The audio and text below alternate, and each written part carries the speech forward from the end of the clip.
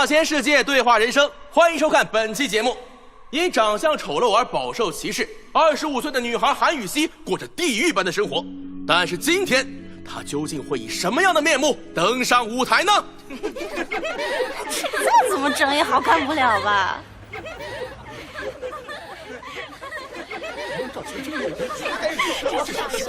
现在有请韩雨熙小姐登场。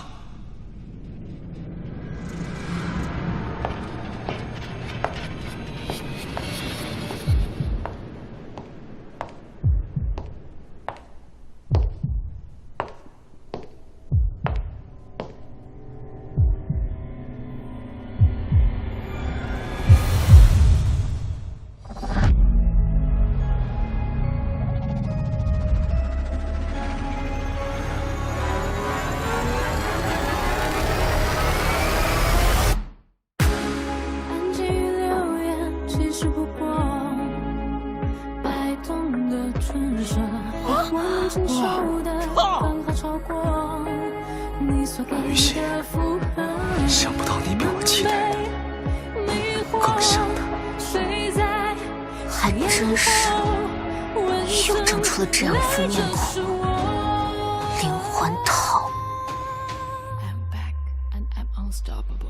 如果不能摆脱从前丑陋的自己，那我宁愿不要再醒过来。好有啊，这妞！这女人在胡说什么？快把话题绕回来！院长，我还以为你会怪我乱说话。怎么会？我希望你能做自己，说心里想说的话。看不起谁呢，韩雨熙？以貌取人的偏见，就像是一刀又一刀的手术。现在变得很会说嘛，或者可以说，你就没有虚荣过？我就是各位亲手整出来的。确实有很多人这样说过我，但不能光靠外表来判断别人。韩雨熙，我不会让你这么轻易的离开我的。